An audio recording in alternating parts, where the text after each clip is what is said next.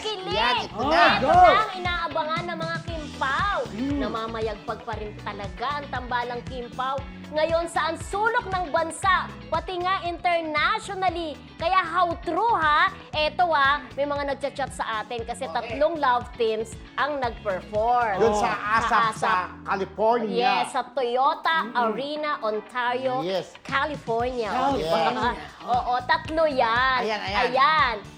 Diba? Unang nag-perform ang Don Bell, pangalawa ang Kim Pao, at pangatlo ang Josh Ann. Yeah. Dahil alam naman natin merong gagawing series itong Josh Ann, Joshua Garcia at Ann Curtis, yung It's Okay to Not to Be Okay. Yes. Diba? Kaya sila yung pinag-partner Oo, dyan. Oo, ang niya sinachat ako na ang pinakamalakas daw na sigaw nung lumabas sa stage ay ang Kim Pao. Alam mo, Ang sinasabi nila ha?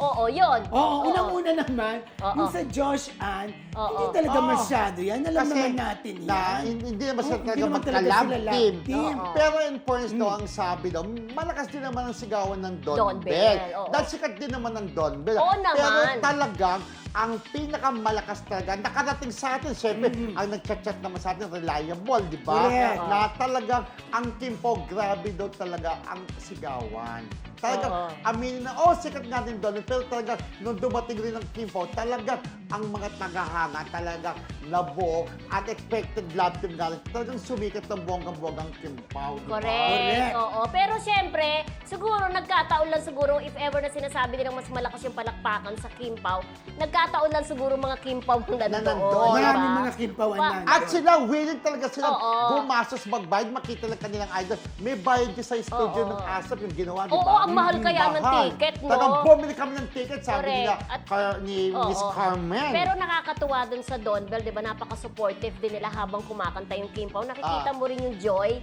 sa face talaga ng Don Bell at saka ni Ate Ann. Dahil alam naman natin close si Ann at saka si Kimi dahil pareho silang taga It's Showtime, di ba? O sabi pa nga ni Tess Chavez, success ang performance ng Kim Pao sa Ontario. Sabi ng mga Kim Pao fans na pumunta sa show ng ASAP, nawalan daw siya ng boses sa kakasigaw nung lumabas ang Kim Pao. Napakalakas daw talaga ng hiyawan. Parang ano lang, Oo. parang Guy and Pete lang Oo. ang bed, Oh, no? parang Maricel William dati, di ba? Parang Janice Gabby Aga lang, Sharon. Sharon Gabi. Oo. Oo, Parang- pero sabi nga nila, ay malakas din naman daw ang sigawan Malakas sa Don ang- Bell. Oo.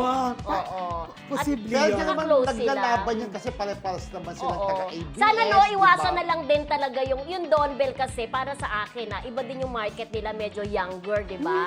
Kasi ang Kim Pao nasa... Nauna naman ang Kim Oo. Chu at Paolo Abelino eh. Hindi, technically nauna ang Don Bell. Kasi Oo. ang nabuo lang ang Kim Sabi ko Pao sa pag-aartista. Linda. Yun. Hindi pa tapos. Hindi pa tapos. Nauna Oo. muna si So Kim parang ang Chu. market kasi ng mga King Chu, Iba. 34, 36 years old sila, di ba? Ang nasa 20s naman ang Don Mga Bell. bagets. So parang feeling ko magkaibang market naman. Correct, Truly. di ba? Di ba? Pero Oo. yun nga, at sa maganda, parehas tinatangkilik ang Don Bell at Kim Pao, Oo, di ba? correct. Nabangan niyo po ang kanilang pelikula, Kim Pao. Siguradong kikiligin kayo dyan pag napanood.